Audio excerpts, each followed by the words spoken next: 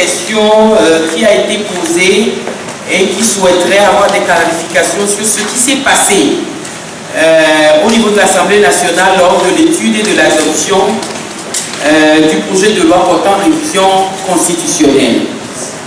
Je voudrais rappeler, je sais que les journalistes le savent, mais il n'est pas inutile de rappeler qu'à l'Assemblée nationale, il y a 62 députés unir, groupe parlementaire unir, 19 députés, groupe parlementaire ANC ADI, 6 députés arc-en-ciel, un député sursaut national, 2 députés UFC et un député non inscrit. Avant, c'était 3 députés UFC, mais vous savez, compte tenu de la situation qui s'est passée dernièrement, il y a un député sur les 3 UFC au préalable qui est devenu député, je dirais indépendant, enfin, non inscrit.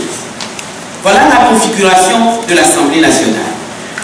Au niveau de la commission des lois, et à qui ce projet de loi a été adressé pour étude avant que d'être envoyé à la plénière, nous sommes 10 au total dans la commission des lois. Et il faut savoir que les membres, chaque député a l'obligation de s'inscrire dans une commission au niveau de l'Assemblée nationale, et je crois qu'il y a 9 commissions à l'Assemblée nationale au total. Donc, sur les 10, unis à 7 députés.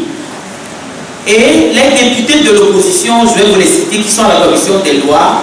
Il y a moi-même, il y a Maître Dobros qui est vice-président de la commission des lois, et il y a Maître Abévon.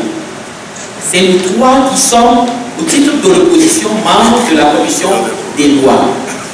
Maintenant, pour la compléter, il y a 7 députés. Vous voyez bien qu'ils sont majoritaires au niveau de cette commission des lois. Lorsque le test a été envoyé, et ça c'est le règlement intérieur de l'Assemblée qui le permet aussi, même les députés non membres de la commission des lois peuvent assister au débat au niveau de la commission et apporter leur contribution. C'est seulement au niveau de l'adoption, quand il se serait agi de voter, qu'ils n'ont pas voix délibérative. Seuls en voix délibérative, les députés membres, c'est-à-dire les 10 dont je vous ai parlé tout à l'heure. La commission des lois a siégé pendant cette période-là comme si c'était une plénière, parce que tous les députés, s'agissant de l'importance de l'enjeu, avaient participé aux travaux de la commission des lois. C'est la première fois qu'au niveau de la commission des lois, on a vu une telle affluence de députés. Pratiquement tous les députés du groupe parlementaire uni étaient là, tous les députés de ANC-ADI, du groupe parlementaire ANC-ADI et arc-en-ciel et autres ont participé aux travaux. Je crois que M. Dobroussa a expliqué tout à l'heure que le projet n'émane pas des députés, mais émane du gouvernement. Et ça, c'est l'article 144 de notre Constitution qui prévoit que l'opportunité de la révision constitutionnelle appartient concurremment au chef de l'État et à 1/5 des députés. Donc, l'Assemblée nationale a été saisie sur projet de loi émanant du gouvernement. Et donc, c'est dans cette condition que la commission des lois, à qui le test a été affecté par la conférence des présidents, a étudié donc ce test.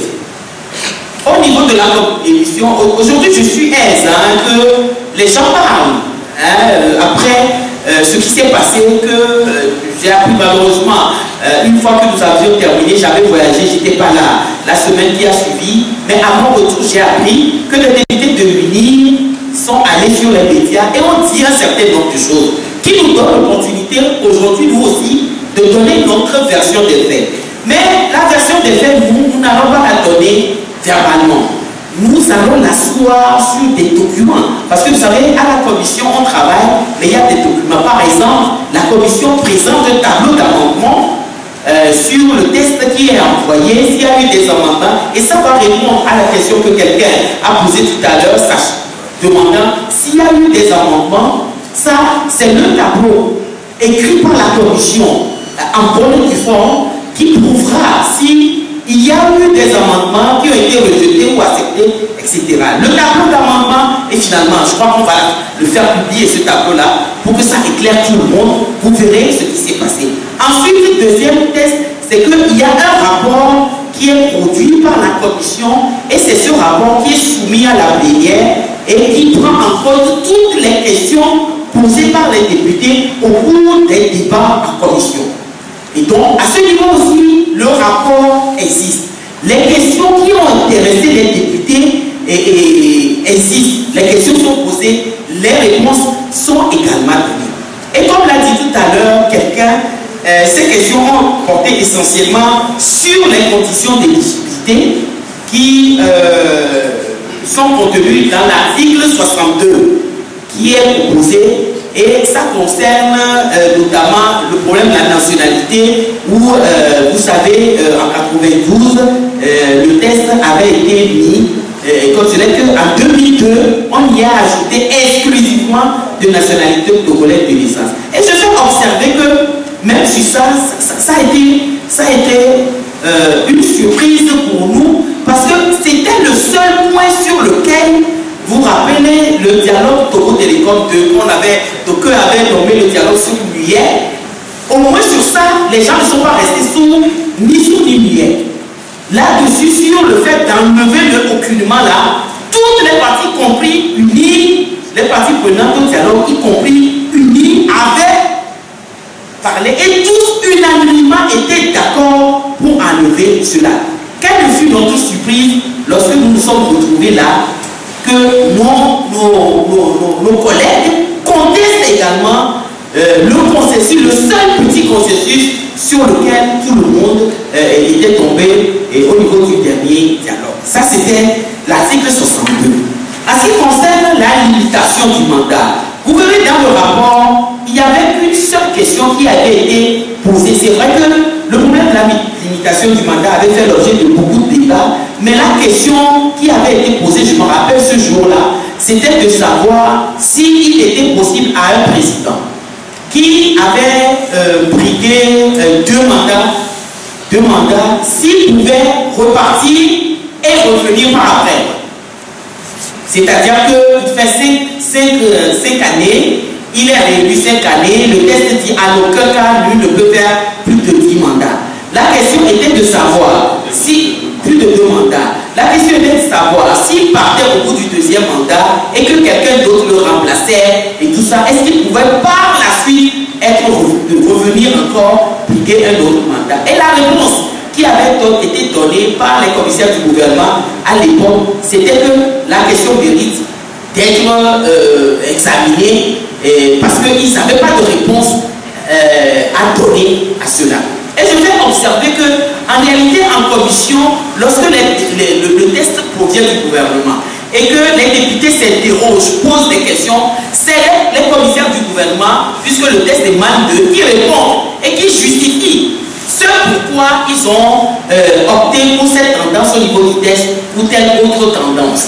Mais également là-bas, nous avons été étonnés parce que dans le travail parlementaire, il s'agit arrêter de routine, il s'agit d'une pratique que l'on fait. Ici aussi, nous avons été étonnés parce que lorsque les députés posaient des questions, le gouvernement disait « Ah, bon, moi j'ai envoyé le test, mais je préfère que le débat se passe entre vous. » Et tout cela, et nous avons dû insister avant que le gouvernement n'intervienne dans le débat pour donner un certain nombre de choses. Et cela aussi avait été remarqué, beaucoup de bizarreries avaient été remarquées en ce qui concerne le mode de scrutin, article 60, puisque vous savez qu'à l'origine, le gouvernement n'avait pas mis dans ce test-là le mode de scrutin. C'est au cours des débats, et je vous avoue que le débat général sur l'exposé des motifs, l'exposé des motifs, c'est la justification que donne le gouvernement sur l'opportunité du test qu'il a envoyé à l'Assemblée nationale. Et donc, quand le test arrive en commission, la première chose, c'est qu'on discute sur l'exposé des motifs et après, sur le projet de loi lui-même. Et donc, tout le débat général sur l'exposé des motifs avait essentiellement porté sur le mode de scrutin. qui n'existait pas dans le test, c'était de savoir mais pourquoi est-ce que le mot de scrutin n'est pas pris en compte alors que cela avait fait l'objet de plusieurs dialogues, CPDC renouvelés, etc. et tout ça. Toute la matinée du premier jour et une grande partie de l'après-midi était essentiellement, les discussions avaient essentiellement porté sur le mode de scrutin. Et finalement, nous avons continué par l'étude du test et c'est 2 jours ou 3 jours après que le gouvernement nous a informé en commission qu'il comptait compléter son test en introduisant le mode de scrutin à 2 tours. Et nous avons posé la question au gouvernement de savoir, mais pourquoi vous ne l'avez pas intégré avant? Nous vous avons demandé, vous avez dit que ce n'était pas dans le cadre du dialogue et que vous jugez nécessaire de l'introduire à présent. Et le gouvernement a donné sa réponse en disant qu'il se rend compte que ce problème est un problème récurrent et que beaucoup de gens sont intervenus là-dessus et donc il estime que c'était nécessaire à ce que le test soit complété par le mode de scrutin et c'est ce qui avait été fait. Et donc voilà les conditions dans lesquelles les choses se sont passées et je terminerai en disant, comme l'a dit même tout à l'heure, qu'au niveau de la commission des lois, c'est à l'unanimité que nous avions adopté le rapport et c'est là, moi je souhaiterais vous lire les conclusions seulement de ce que nous avons dit en ce qui concerne le rapport de la commission des lois, ses conclusions.